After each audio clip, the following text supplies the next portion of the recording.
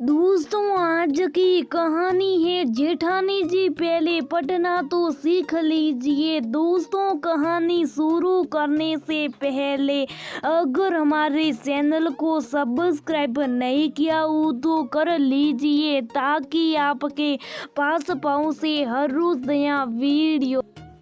अरे क्या बताऊं यार, मेरी जेठानी तो हिंदी मीडियम से पढ़ी है। रहन सहन भी बिल्कुल बहन जी टाइम।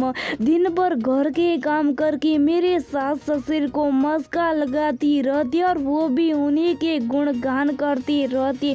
जब देखो तब हमारी बड़ी बहू रमा साक्षात लक्ष्मी स्वरूप है कहकर सबसे उनकी तारीफ करते रहते। मुझे तो डर है कि कहीं वो अपनी सीखनी सुपड़ी बातों से सारी प्रॉपर्टी अपने नाम ना करा ले, क्योंकि वो तो उनके साथ ही रहती है। सोनिया ने अपनी सहेली से फोन पर बात करते हुए कहा, अच्छा ये क्या बात हुई, भला तू नौकरी करती है, जब भी आती है सबके लिए महंगे तोहफे लेकर आती है, उससे ज्यादा सुंदर नौकरी करने वाली बहू है, क्या उन्हें ये सब नहीं देखता? सहेली ने कहा, नहीं यार, ये सब नहीं दिखता। उन्हें बेंगलोर अपने साथ लेकर आई थी एक बार, लेकिन कहते उनका मन ही नहीं लगता। जाने दो, जो उनके मर्जी करे वो करे, सल रखती हो फोन। सोनिया ने कहा, रमा और सोनिया दोनों जेठानी देवरानी है। रमा को अंग्रेजी बोलनी नहीं आती थी,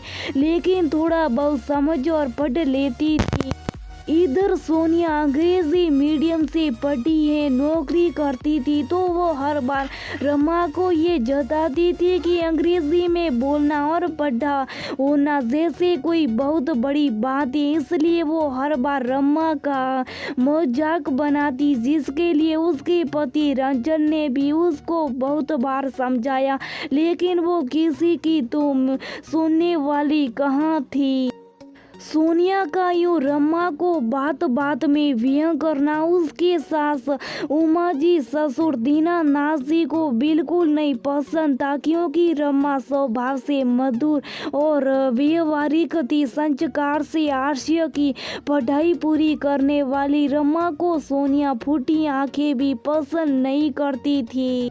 सोनिया कुछ दिनों के लिए ससुराल आई हुई थी। एक दिन शाम को घर में सभी मौजूद थे। उसकी बड़ी ननद रूप भी उसे मिलने घर आई हुई थी। तभी सोनिया ने देखा रमा के हाथ में अंग्रेजी की किताब है। उसने सबके सामने रमा के हाथ से किताब लेते हुए कहा, भाभी आपके हाथ में अंग्रेजी की किताब। तब रमा ने कहा, वो कुहू रमा की बेटी की है, वो कुछ पूछने आई थी मुझसे, उसी को पढ़ने जा रही थी। तभी सोनिया ने व्यंग करते हुए कहा, भाभी पहले खुद तो पढ़ना सीख लीजिए अंग्रेजी, तब तो पढ़ा पाएगी, वरना बेसारी बच्ची भी आपकी तरह ही संच करती आश्चर्य हुई होगी। सोनिया की बात सुनती वहाँ मौजूद सभी को बहुत गुस्सा आया। तभी रूप ने कहा, सोनिया ये क्या तरीका है घर के बड़ों से बात करने का? तब सोनिया ने बांध बताते हुए कहा, अरे दीदी आप तो खामखा नाराज होगी। वो क्या है कि हिंदी मीडियम से पढ़े बच्चों को अंग्रेजी का उतना अच्छा ज्ञान नहीं होता है जितना मोटेश्वरी के बच्चों का होता है। मैंने तो सिर्फ इसलिए कहा। रूप ने कहा, अच्छा तब तुम्हारी सामान्य जानकारी के लिए बता दूं, जो मैं और बड़े भैया दोनों ही हिंदी मीडियम से पढ़े, लेकिन हम दोनों ही अंग्रेजी में बोलना और पढ़ना लिखना बहुत अच्छे से जानते। अंग्रेजी जानने के लिए अंग्रेजी मीडियम से पढ़े होना जरूरी नहीं, समझी? तब दीनानाथ जी ने कहा, सोनिया किसी भी भाषा का ज्ञान होने का अर्थ ये नहीं कि आप उसके घमंड में संस्कार भूल जाओ। जो भी ऐसा करता है वो पढ़ा लिखा मूर्ख करा लगता है। अंग्रेजी बोलना कोई बहुत बड़ी काबिलियत की बात नहीं है। वृद्धि किसी भाषा की मोहताज होती नहीं है सार। दिन में कोई अनपढ़ भी किसी अंग्रेज के संग रहेगा ना तो वह भी अंग्रेजी में बात करने लगेगा। और हमारा देश तो हिंदी भाषी है, हमारे देश में किसी को अंग्रेजी कम समझ में आए तब कोई भी उतनी बात नहीं बनाता है। हिंदी नहीं आई या वो हिंदी को बोलने वाले को अनपढ़ गंवार समझ गलत तो उस व्यक्ति की सोच है।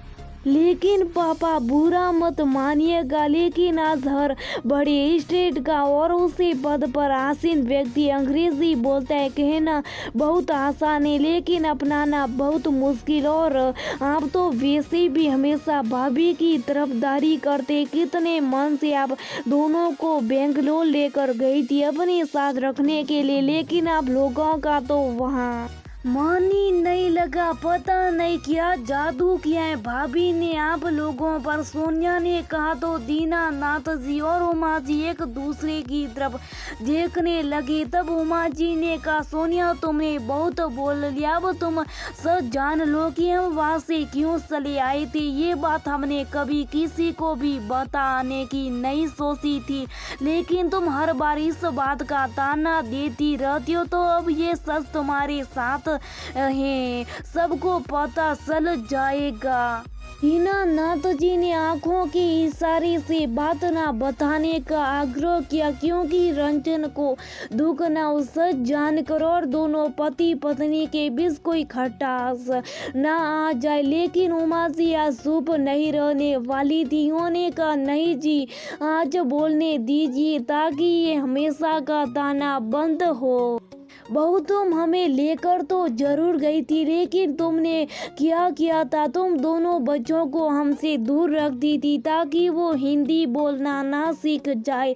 लाखों बार कहने पर भी तुमने बाबूजी के लिए हिंदी का अखबार घर नहीं आने दिया। क्यों? क्योंकि हिंदी अब कोई नहीं पढ़ता। कोई मेहमान जब घर आता तब तो हम कमरे में बंद कर दिए जाते थे, क्योंकि हम उन मेहमानों के सामने जाने लायक नहीं थी। जब भी तुम्हारे बाबूजी टहलने जाने की बात करते तुम हमें सबसे पहले यही कहती कि बाहर जा तो रहे हैं, लेकिन किसी से बात मत कीजिएगा।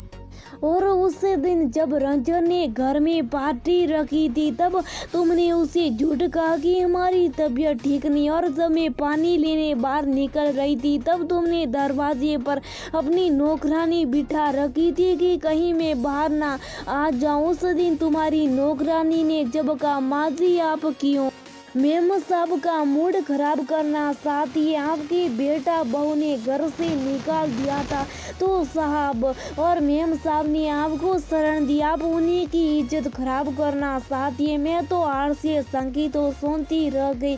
फिर मैंने उसे कहा कि ये बात तुझे किसने बताई, तो उसने कहा मेम साहब ने। मैंने पूछा और क्या बताया उन्होंने तुझे, तो उसने कहा बस यही कि आप उनकी दूर की रिश्तेदारों साहब आप दोनों को प्यार से माँ बाबूजी कहते, आपको रहने के लिए सत नहीं थी इसलिए यहाँ लेकर आगे। ये सब सुनकर हम दोनों ने तय किया कि हम अब यहाँ नहीं रुकेंगे और ना कभी आएंगे। लेकिन साथ ही जब उन्होंने मुझसे कहा कि ये बात भी हम खुद तक ही रखेंगे, वरना भाई बहन के साथ साथ पति पत्नी के भी रिश्ते ना बिखर जाए। और अगर रंजन ने गुस्से में कुछ भी किया तो उसका असर सब पर होगा। इससे अच्छा हम चुप रहकर सब बसाए रखे। और हम 2 दिन बाद रंजन से बहाना बनाकर यहाँ आ गए।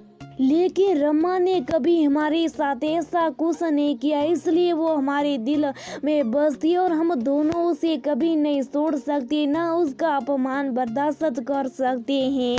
तुम रमा का जादू जानना चाहती हो ना, तो हमें उसने अपने प्यार अपनेपन और सम्मान के जादू से अपना बना रखा है, जो वो हमारी छोटी सी छोटी जरूरत का ध्यान रखती है। हमारे दिल का हल भी बिना हमारी कुछ कई जान लेती है, सब सच जानकर राख रहेगी। खास तौर से रंजन उसने सोनिया से कहा, सोनिया तुम्हारी माँ भी अंग्रेजी नहीं जानती, फिर तुम उनके साथ ऐसा व्यवहार क्यों नहीं करती। काश मैं भी तुम्हारी तरह तुम्हारे माता पिता के साथ व्यवहार करता तो शायद तुमको समझ जाता कि अपने माता पिता के साथ कोई गलत व्यवहार करे तो कैसा लगता है।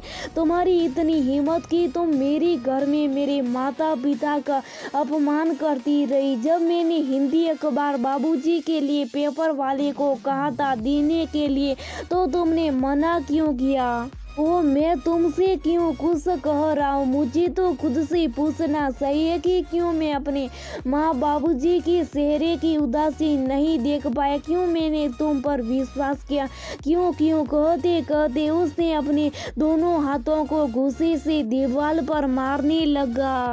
तब सोनिया ने हाथ जोड़ते हुए कहा, मुझे माफ कर दीजिए, आप सबका बहुत दिल दुखाए मैंने, अब आगे से ऐसा कभी नहीं होगा। लेकिन सब चुप रहे क्योंकि कुछ घाव और अपमान कभी नहीं माफ किए जा सकते।